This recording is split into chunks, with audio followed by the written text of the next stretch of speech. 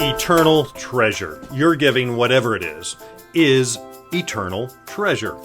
And this means your time, your efforts, your coins, your small bills, your faithful tithe, your consistent offering make up a treasure that is as eternal and sure as God Himself. For you see, He is the receiver, He is the keeper, and He is the multiplier of all that we give.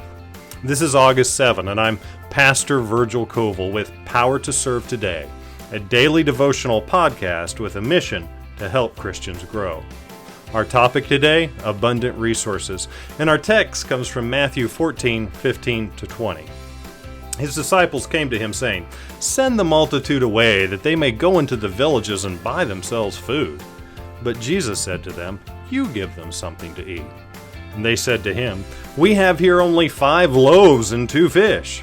He said, "Bring them here to me." And looking up to heaven, He blessed and broke and gave the loaves to the disciples, and the disciples gave to the multitudes, and they took up 12 baskets full of the fragments that remained. This real-life story contains incredible life-changing lessons for you and I.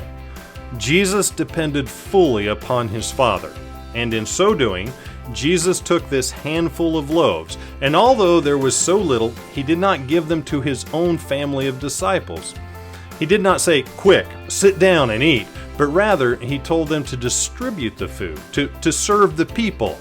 I mean, imagine yourself, a disciple, reaching out to receive the multiplying loaves from Jesus. The food literally multiplied in His hands. And the hands of the disciples reaching out to Jesus Christ, the bread of life, were never empty. The little store of bread was sufficient for all.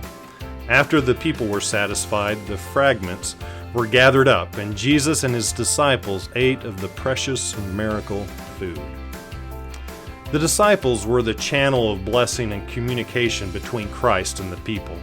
This is a great encouragement to the disciples of Jesus today. Christ is the great center, the source of all strength. We are to receive our supplies from Him. As we continue to give, we shall continue to receive, and the more we give, the more we will receive. Imagine a pool which receives the showers of heaven but has no outlet. Well, really, it's just a mud puddle. It is a blessing to no one, but is in its stagnant selfishness, it becomes a pool of poison and nuisance. Now imagine a mountain stream. It runs bright and cool and cheerful, refreshing the thirsty land through which it passes. What blessing it brings.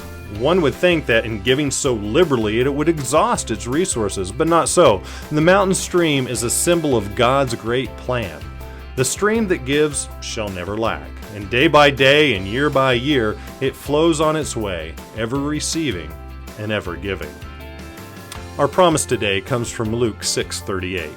"Give, and it will be given unto you. Good measure, pressed down, shaken together, running over, will be put into your bosom." This is Pastor Virgil Koval, encouraging you to store up treasure for eternity in the hands of the one who can keep it for eternity.